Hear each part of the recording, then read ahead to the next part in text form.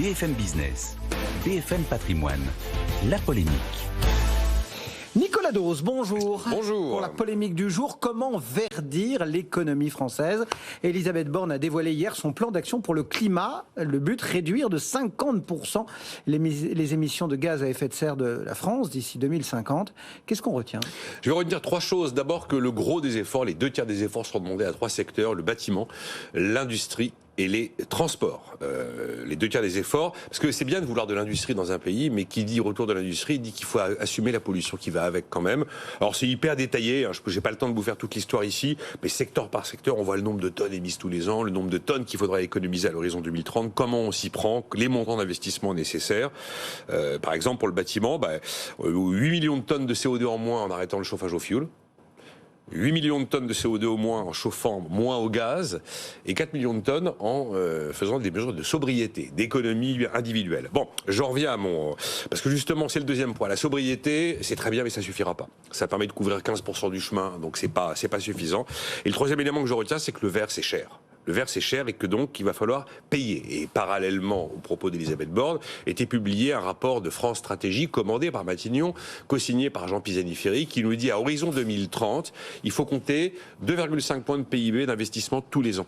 Ça veut dire 66 milliards d'euros d'investissement tous les ans, dont une bonne moitié devra venir de la dépense publique. 2,5 points de PIB, 66 milliards d'euros par an. C'est pas une paille. Vraiment. Qui va payer? Alors, clairement, dans le rapport, on en retire deux payeurs principaux, la dette et les riches. Voilà.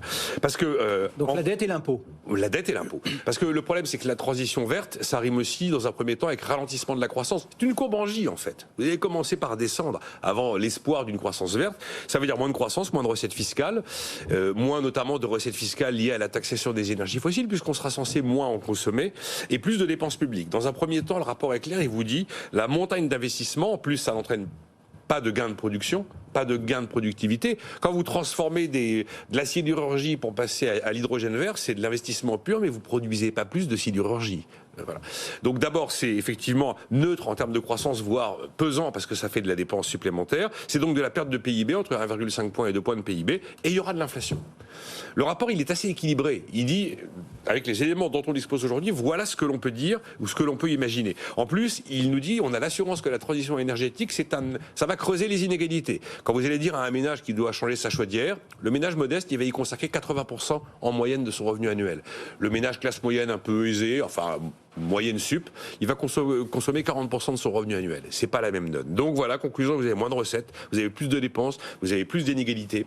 Et bien il faudra de la dette publique, 10 points de dette publique en plus d'ici à 2030, ça fait 260 milliards d'euros, 25 points d'ici à 2040. Et effectivement, il y a l'idée qu'il va falloir taxer les patrimoines financiers.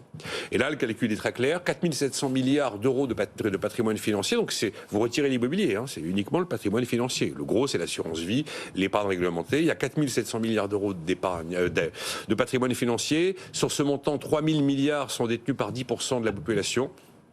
Celle-là, il va falloir qu'elle paye. Et donc la potion est donnée. 5% de taxation exceptionnelle pendant 30 ans. 5% pendant 30 ans, exceptionnel mais pendant 30 ans, égale 5 milliards de recettes fiscales par an, soit 150 milliards de recettes fiscales au total. Voilà ce qui nous est quand même annoncé. Donc on voit que la potion est amère et que la facture est élevée. Et on voit bien que ce retour de l'ISF, car c'est un retour de l'ISF, proposé par France Stratégie, c'est quand même la pilule antidépresseur pour l'opinion, pour pas considérer, pour considérer que l'effort est correctement partagé, parce qu'il y aura encore une fois un creusement des inégalités. Et puis il y a une troisième piste qui est évoquée, pourquoi pas réduire la dépense fiscale. C'est quoi, réduire une dépense fiscale? C'est monter les impôts. Réduire une dépense fiscale, ça veut dire... La dépense fiscale, c'est la dépense publique qui permet de payer les ristournes, qui permet de payer les crédits d'impôt, qui permet de payer les niches fiscales. Vous avez plein de niches fiscales brunes aujourd'hui, qui donc subventionne quelque chose contre lequel on veut lutter. Par définition, quand vous subventionnez quelque chose, vous le multipliez. Quand vous cessez de le subventionner, vous arrêtez de le multiplier et vous pouvez espérer le diviser. Alors ça va être commode d'aller expliquer aux Corses, aux taxis, aux marins-pêcheurs, aux routiers, aux BTP, que l'ensemble des ristournes de taxes sur les carburants et les énergies fossiles dont ils bénéficient sont supprimés. Et là, quand même, le rapport nous dit que, en toute logique, alors on comprend la logique, on peut avoir 10 milliards d'euros de recettes fiscales, de dépenses fiscales en moins par an. Mais baisser la dépense fiscale, c'est baisser la dépense publique, mais à l'arrivée, c'est une hausse d'impôt pour celui qui est victime de cette baisse de dépenses fiscales. Voilà un peu ce qu'on nous annonce. Alors, on avait le débat avec Emmanuel Le Chypre qui dit ce qui est terrible dans cette histoire, c'est que de la douleur. Et qu'on pourrait essayer au moins de raconter l'histoire avec un peu plus d'optimisme en disant regardez le monde que l'on prépare comme il sera meilleur que celui d'aujourd'hui. Enfin, pour y parvenir, il y a la fameuse courbe en J et la partie basse du J va être un peu douloureuse. Et alors là, le rapport est assez clairvoyant aussi. Il dit n'attendez rien de la décroissance. C'est une théorie complètement erronée. Mais n'attendez rien non plus de la croissance naïve qui viendra du boom de la technologie. Ça aussi, c'est une vision totalement erronée. Nicolas Dose et la polémique du jour. Merci Nicolas.